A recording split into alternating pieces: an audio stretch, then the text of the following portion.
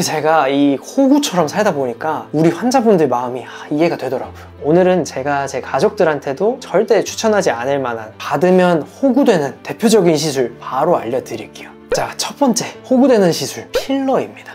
필러 되게 유명하죠. 근데 제대로 모르고 받으면 이 피부가 썩기 시작하고 심한 경우에는 실명까지 갈 수도 있어요. 호구되는 시술 두 번째, 바로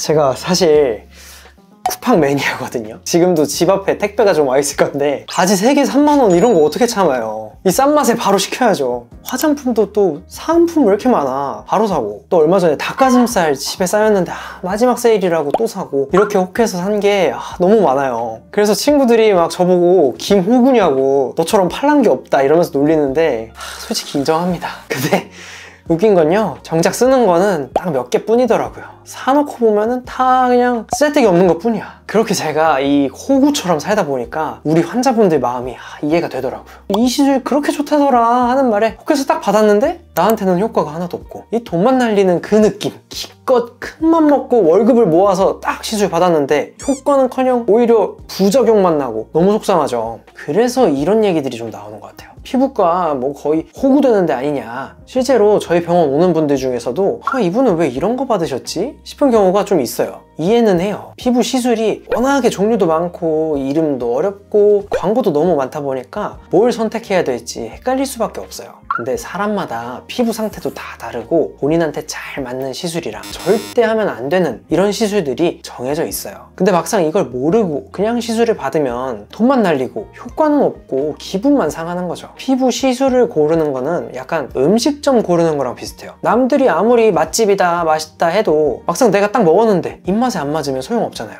우리 피부 시술도 똑같습니다. 본인 피부한테 맞는 시술을 아는 게 제일 중요해요. 그래서 오늘은 받으면 호구되는 대표적인 시술 4가지 바로 알려드릴게요. 자, 첫 번째 호구되는 시술 필러입니다.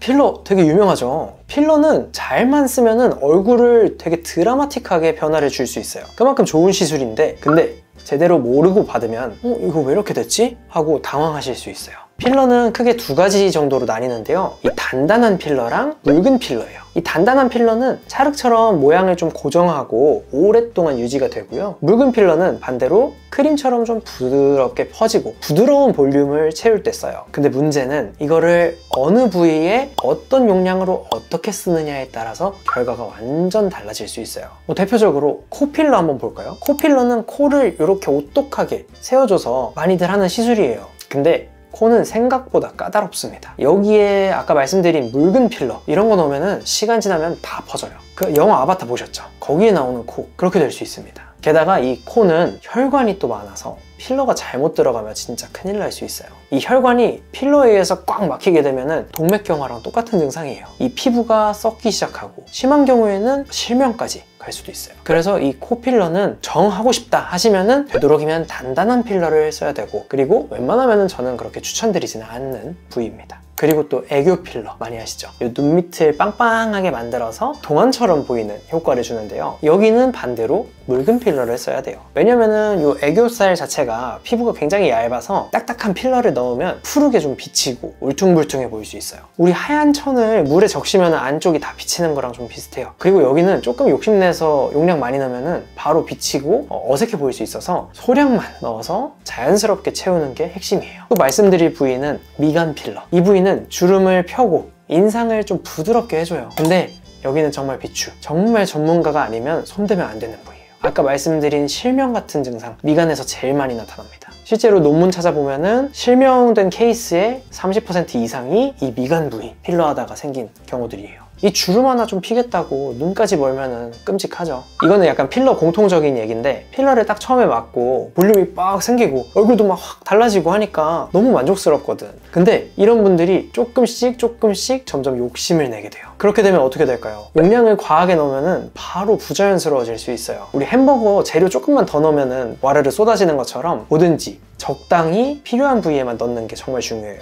그리고 무조건 싸고 저렴한 데보다는 좀 전문적이고 경험이 풍부한 그런 병원을 선택해야 된다. 아시겠죠? 필러도 이 숙련된 의사분들한테 받으면은 정말 최고의 시술, 만족도가 정말 높은 시술이 될 수 있는데, 잘못 받으면은 호구 시술 1위가 될 수 있다는 거 반드시 기억 좀 해주세요. 호구되는 시술 두 번째, 바로 여드름 흉터 시술이에요. 이거 진짜 많은 분들이 그냥 돈만 쓰고 효과를 못 봐서 너무 속상해해요. 제가 여러분들이 써주시는 댓글들 꼼꼼하게 좀 보는데 아들 여드름 흉터는 어떤 시술이 좋나요 선생님? 뭐 이런 질문이 있으시더라고요. 여드름 흉터를 없애고 싶은 마음은 정말 이해합니다. 근데요, 아직 여드름이 한창 올라오고 있는 상태라면 흉터 치료부터 하면 절대 안 돼요. 오히려 여드름이 더 생기고 여드름 자국도 생길 수 있어요. 이 바닥에 물이 새는데 아무리 걸레질을 해도 금방 젖는 거랑 똑같아요. 이 여드름 자체를 먼저 잡아야지 흉터 치료도 효과를 볼 수 있는 거죠. 어떤 환자분들은 여드름도 가라앉지 않은 상태에서 막 흉터 레이저들 받으셨대요. 결과요? 뭐 뻔하죠. 피부가 더 뒤집어졌죠. 그래서 저희 병원 오셔서 이런 얘기를 하면서 제가 이렇게 상담을 좀 해드리니까 아, 그런 게 있었냐, 여드름부터 잡고 할 걸 그랬다, 이 얘기를 딱 듣는데 너무 안타까웠어요. 그러니까 여러분, 여드름부터 잡고 흉터 치료해야 된다. 이 순서는 꼭 기억해 주세요.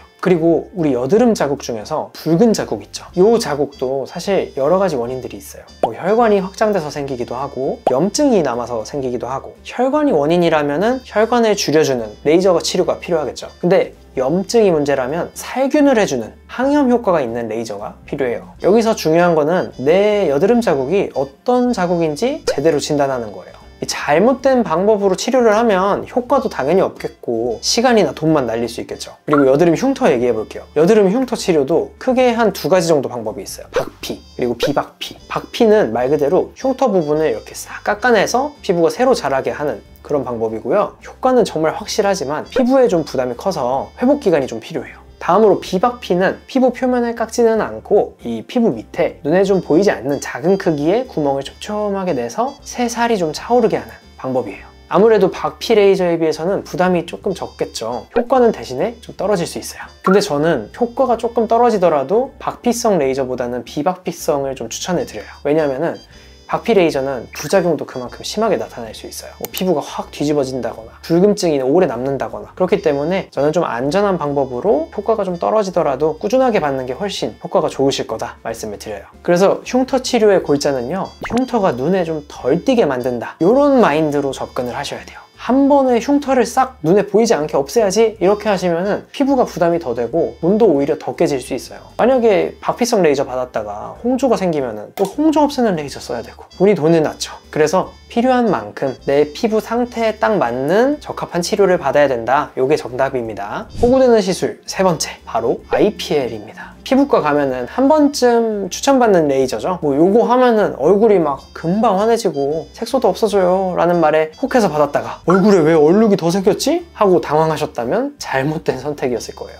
이 많은 분들이 IPL이랑 뭐 토닝 이런 레이저랑 헷갈려 하시는데요, 이 둘 다 색소를 없애는 데 쓰이는 건 맞지만 성격이 완전히 다릅니다. 이 토닝 레이저는 딱 저기 너만 노려 하면서 이 색소만 강하게 쏘는 장비인데, 반대로 이 IPL은 그냥 모르겠다 그냥 다 같이 없애버려 하는 이런 느낌이에요. 여러 화장대를 한꺼번에 그냥 때려 박는 장비라서 색소뿐만 아니라 뭐 여드름에도 좋고 홍조에도 좋고 심지어는 뭐 주름도 펴주고 다재다능한 그런 장비예요. 얼핏 듣기에는 이 IPL이 만능 같죠? 근데 이 여러 가지 문제를 동시에 다루다 보니까 딱 하나만 집중하는 토닝에 비해서 정교함이나 정확도 이런 게 떨어질 수밖에 없어요. 우리가 딱 원하는 거는 색소만 없애는 건데 뭐 원치 않는 혈관에 레이저가 들어가면서 홍조에도 자극이 되고, 그렇게 되면은 원하는 효과는 제대로 볼 수도 없다는 거죠. 특히나 기미 같은 애들이 피부 밑에 숨어 있다가 이 IPL 딱 맞으면은 스물스물 올라와요. 누가 나 건드렸어 이러면서.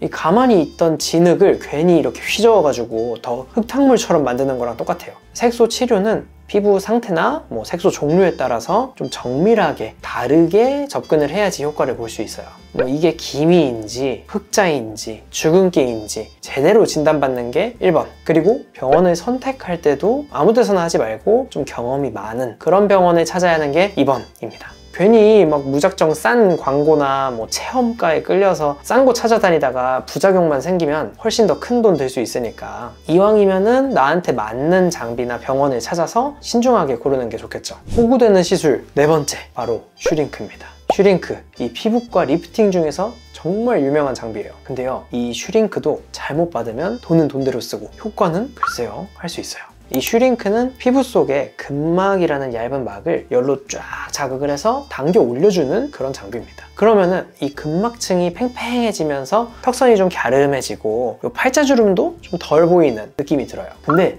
이게 모든 사람한테 적용이 되는 건 아니에요. 얼굴 구조나 살의 양에 따라서 결과가 달라질 수 있어요. 만약에 볼살이 하나도 없는 분이 이 슈링크 받으면요, 문제가 생길 수 있어요. 이 슈링크는 근막층을 쫙 잡아당기면서 피부를 조이게 하는 원리라서 볼살이 패인 분들, 이런 분들이 받으면 피부가 과하게 당겨져서 이 부분이 쏙 들어가면서 해골처럼 보일 수 있어요. 푹신한 쿠션을 이렇게 세게 꽉 눌러가지고 납작해진 느낌, 그런 느낌인 거예요. 결국에는 얼굴이 어떻게 되겠어요? 더 빈약해 보이고 쇠약해 보이고 뭐 요즘에 밥 못 먹고 다녀? 이런 소리 들을 수 있어요. 반대로 볼살이 또 너무 많은 사람이 받으면요, 이 슈링크가 근막까지 닿기도 전에 지방층에 막 레이저가 들어가게 돼요. 그러면은 효과가 없어요.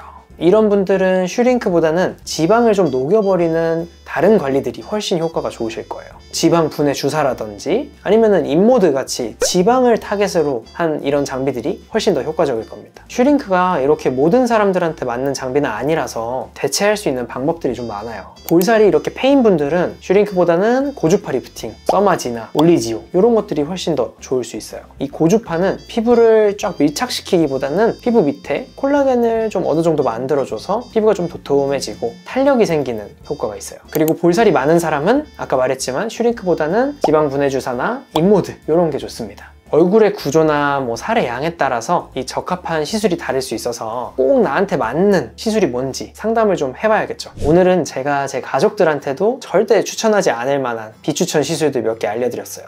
나도 이거 고민한 적 있는데 하신 분들 분명히 있죠. 여기서 제일 중요한 거는요, 환자분들도 공부를 좀 어느 정도 해야 된다는 거예요. 내 피부를 위한 선택은 결국에는 내가 하는 거잖아요. 그래서 좀 꼼꼼히 공부를 하고 질문하는 습관이 정말 중요하겠죠. 병원에서 너무 저렴한 시술이 괜찮다? 좀 생각을 해봐야 될 것 같아요. 아니면은 무작정 비싼 시술만 권한다. 이것도 한 번쯤은 의심해보세요. 결정을 내리기 전에 한 번 더 생각해보는 습관 꼭 필요합니다. 이게 정말 나한테 필요한 시술인지, 그리고 오늘 상담받았던 내용이 내 피부 상태랑 정말 잘 맞는 건지, 이런 거를 좀 꼼꼼히 따져보신다면 호구되는 일은 아마 없을 거예요. 저도 이제 쿠팡 좀 줄여야겠어요. 그리고 마지막으로 꼭 하나 말씀드리고 싶은 게 있습니다. 시술도 물론 중요하지만 일상적인 피부 관리 습관, 홈케어 항상 강조하죠. 이게 훨씬 중요해요. 피부 관리의 기본 뭐죠? 클렌징, 보습, 그리고 자외선 차단. 이 세 개는 피부 관리 기본 중 기본이니까 요거부터 일단 꼭 실천하는 걸로. 오늘 내용이 도움이 되셨다면 좋아요랑 구독, 알람 설정도 한 번씩 부탁드릴게요. 그럼 저는 피부 건강에 도움되는 꿀팁을 다시 들고 오겠습니다. 안녕.